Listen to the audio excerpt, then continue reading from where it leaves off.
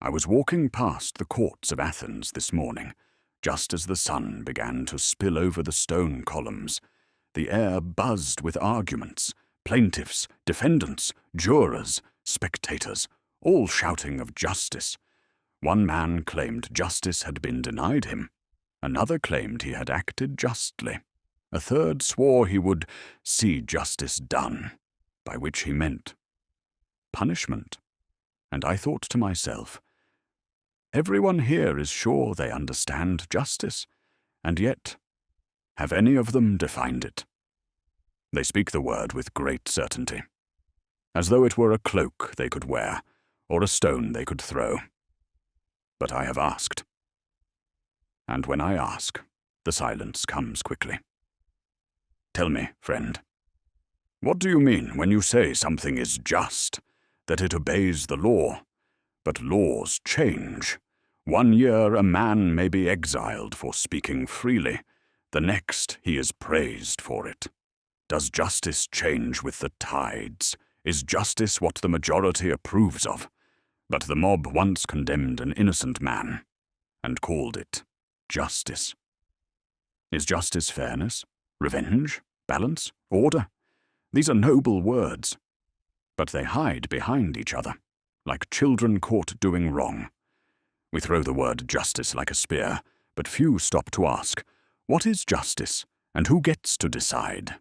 Does the stronger man decide it? The ruler? The majority? The gods?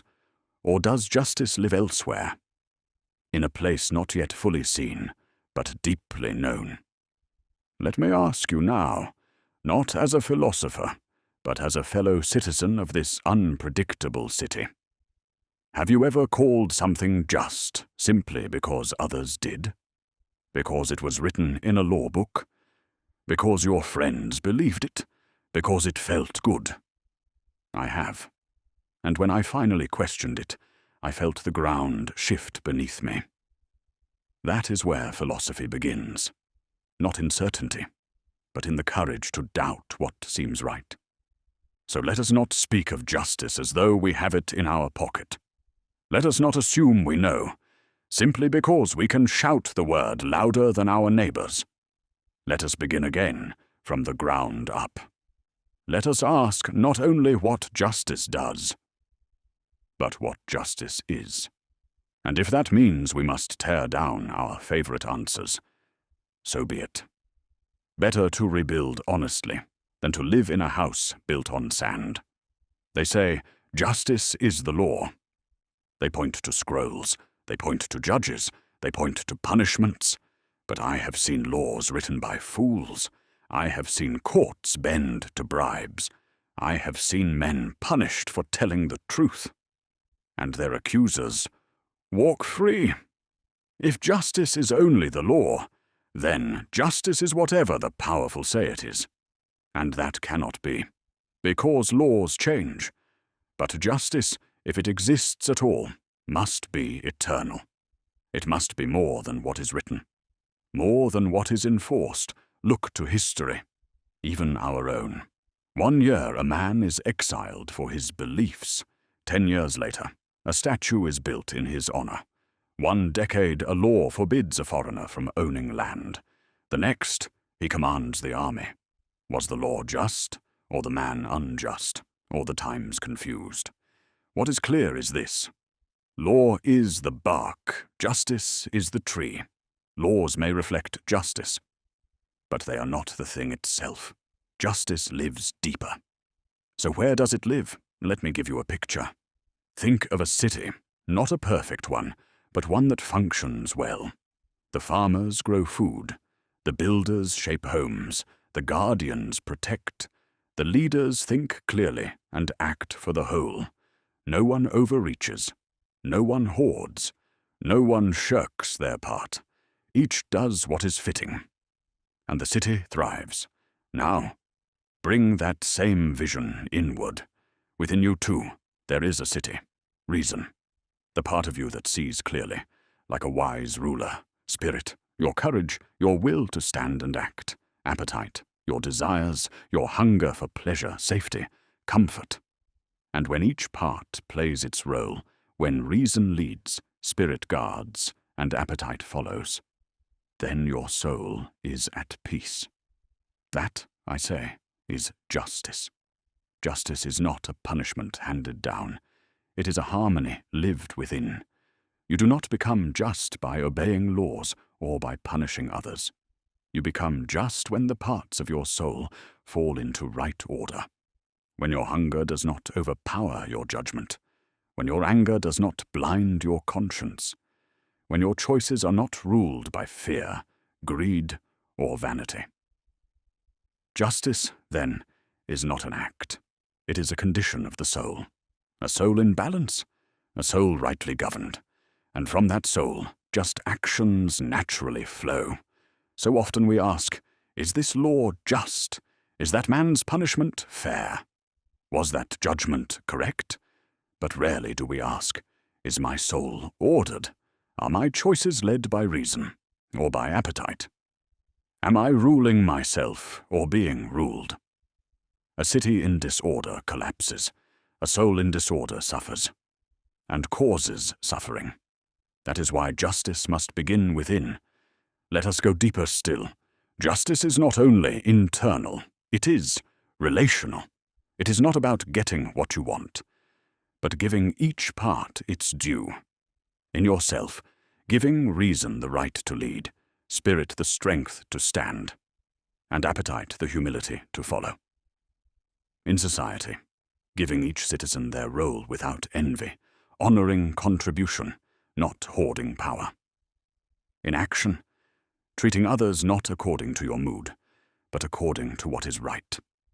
That is justice, not revenge, not rule-following, not sentiment, right relation, proper alignment, balanced soul. The man who punishes a thief from anger alone is not just. The man who follows every law but tramples the weak is not just. The man who gives bread to the hungry only to be praised is not just. But the man whose heart is aligned, whose reason rules his will, whose desires are tempered by wisdom. He does not need to perform justice. He lives it. So let us be slower to shout justice.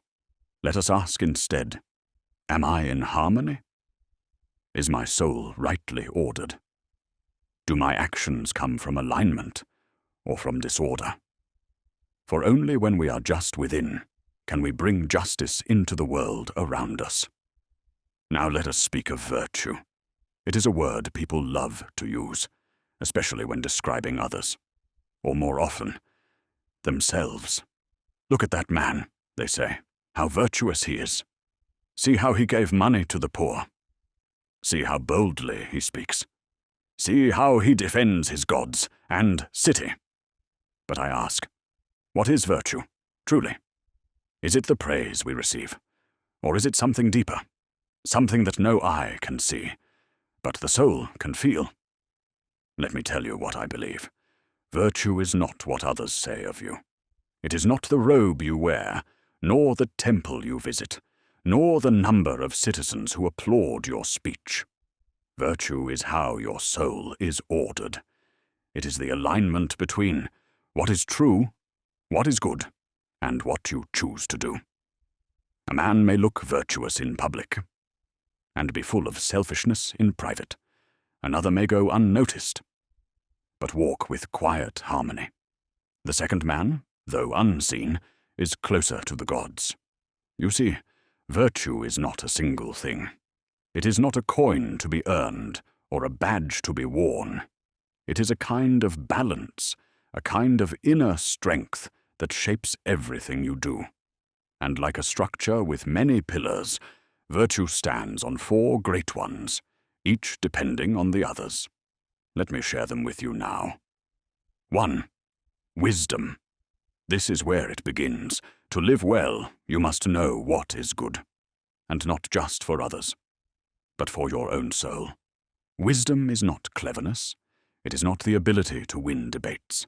Wisdom is the quiet clarity that says, this is right, and that is wrong. This leads to peace, that to regret. Without wisdom, courage becomes recklessness. Without wisdom, justice becomes cruelty. 2. Courage. Wisdom tells you what is right. Courage allows you to do it, even when it costs you. Courage is not just for the battlefield. It is for the marketplace. It is for the dinner table. It is for the moment you speak truth to a friend, knowing it may anger him, but help his soul. A man who knows what is good, but refuses to act on it, is not yet virtuous. 3. Moderation now. Let's be honest. The greatest enemy of the soul is not always ignorance, but desire left ungoverned. Moderation is the art of restraint, of saying no when appetite says yes, of choosing balance when excess is praised. It is not a denial of pleasure, but a proper placing of it. It lets joy be joy without becoming chains. The man who has moderation is not ruled by food or drink or gold or flattery. He is free because he masters himself. 4. Justice. We have spoken of justice already, but let us say this again. Justice is what holds the other virtues together. It is acting rightly toward others, not because it is profitable, but because it is true. A man cannot be truly courageous if he defends the unjust. He cannot be truly wise if he uses his mind to deceive. He cannot be truly moderate if he takes from others to satisfy his desires.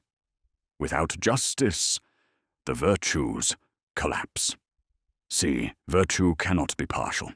And so, I tell you plainly, you cannot pick and choose virtue. You cannot say, I am brave, but dishonest. I am generous, but cruel. I am pious, but prideful. That is not virtue. That is vanity with a mask. Virtue is whole. It is a structure with many stones. But if one crumbles, the whole is weakened. The virtuous man does not act from pride. He does not seek applause. He does not perform goodness. He acts from alignment, a soul in tune with the good. So now I ask you, when you speak of your virtues, are they rooted in truth or in reputation? Do you appear good, or are you truly trying to be? Let us not be satisfied with the mask of virtue. Let us seek the essence.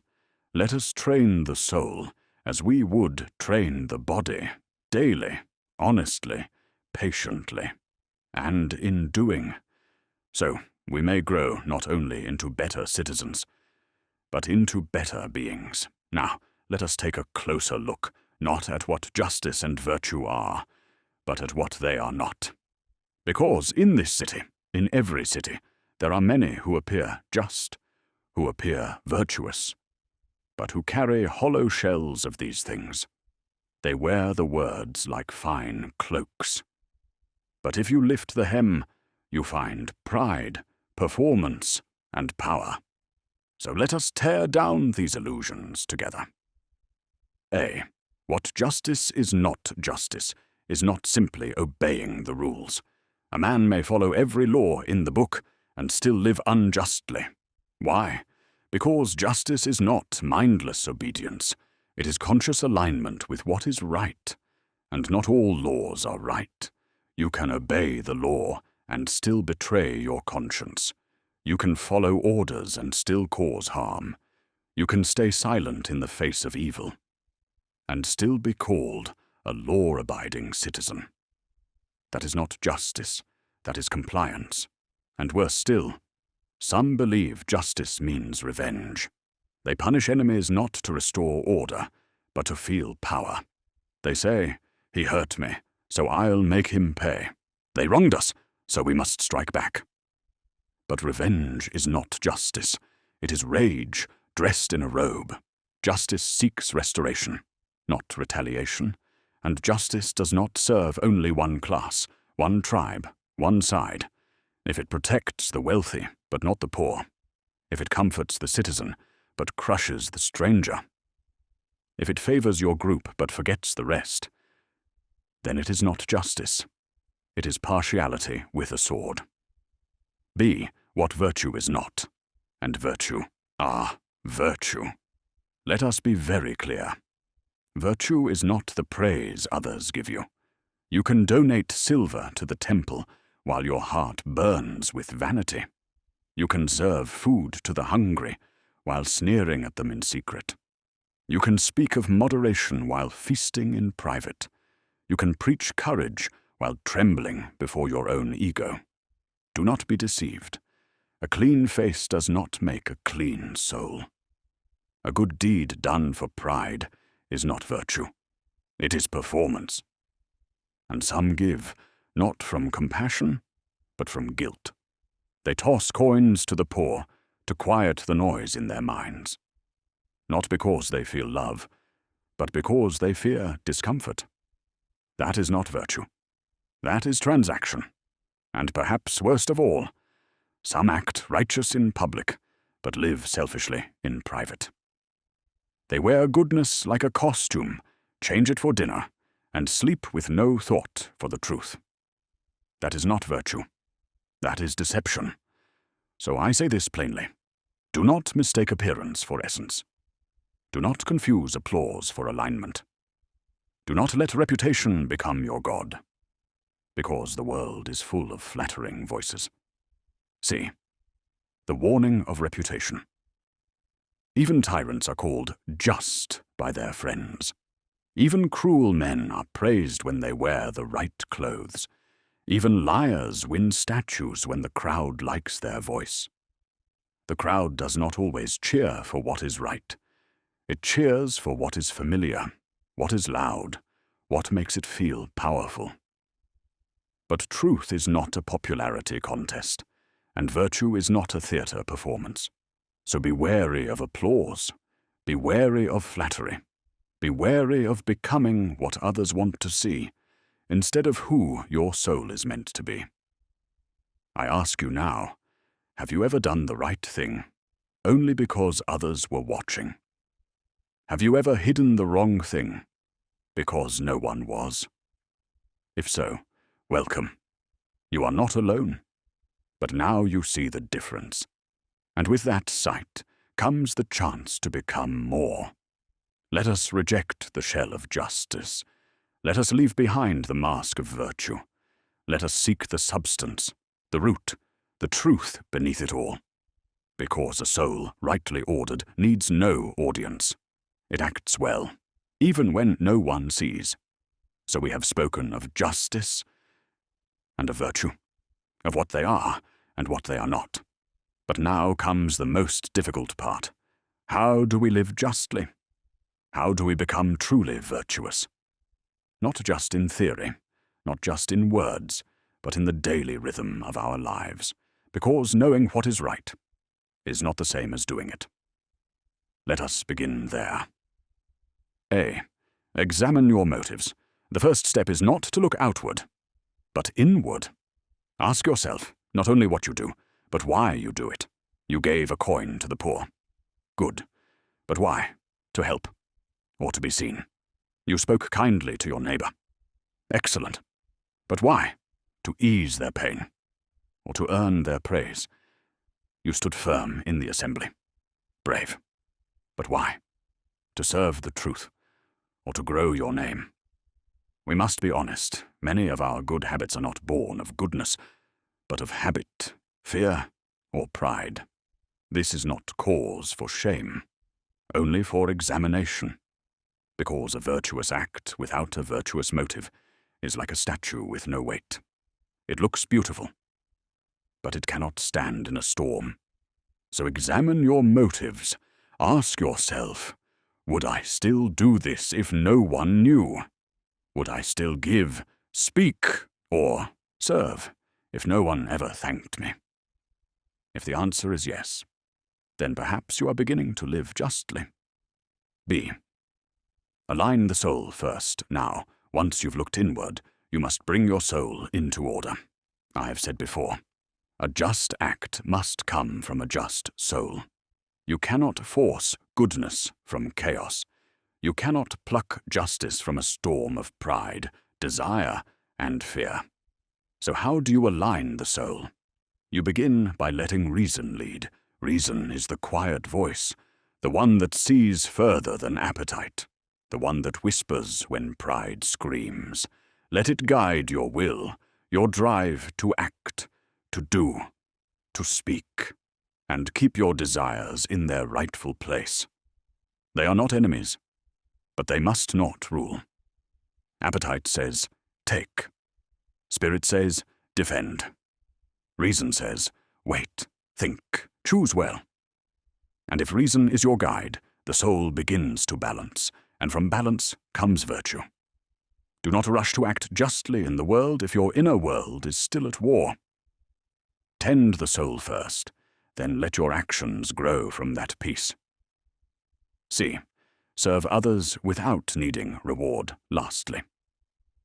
Live justice in your actions, but not for reward, not for praise, not even for certainty. Live it because it is right. Live it because you have aligned your soul. And right action becomes the natural fruit. Serve without spectacle. Help without hesitation. Give without grasping. Justice lives most powerfully when no one sees. Virtue blooms most purely when it is not performed. I once knew a man who gave his cloak to a beggar when no one was watching. When I asked him why, he shrugged and said he needed it more than I did. That was all. No speech, no sermon, no desire to be admired. And that simplicity was more virtuous than 100 donations made from pride. So I leave you with this. Do not wait for the world to call you just. Do not wait for the gods to reward your virtue. Just begin. Begin by watching your motives. Begin by ordering your soul. Begin by serving where no one sees, and trust that true justice, true virtue, needs no applause. It is its own reward. And now we come to the end, not of the questioning, for that never ends, but of this path we've walked together. We have examined what justice is, and what it is not. We have searched for the heart of virtue. Beyond praise, beyond law, beyond reputation. And where have we arrived? Right back at the beginning. Do not seek justice in the laws until you have found it in yourself. Because the courtroom may lie, the crowd may cheer for what is wrong. Even the gods, or those who claim to speak for them, may be misunderstood. But your soul cannot be fooled. It knows when you have acted rightly, and it knows when you have betrayed that knowing. So let me ask you plainly, is your soul in harmony? Do your choices reflect true justice or convenient comfort? Do you act from alignment or from appearance? These are not questions I can answer for you, nor can your teachers, nor your neighbors, nor your enemies. Only you can look inward and see clearly. And once you do, you will never live the same way again. We need not be perfect, but we must be honest, and from that honesty, we can begin the quiet, steady work of becoming just, not just when the world is watching, not just when it is easy, but always because it is who we are. So let us stop appearing virtuous and begin to become so, not through speeches, not through symbols, but through the steady shaping of the soul, day by day, thought by thought, choice by choice. That is the path. That is the work. And that is where justice, true justice, begins.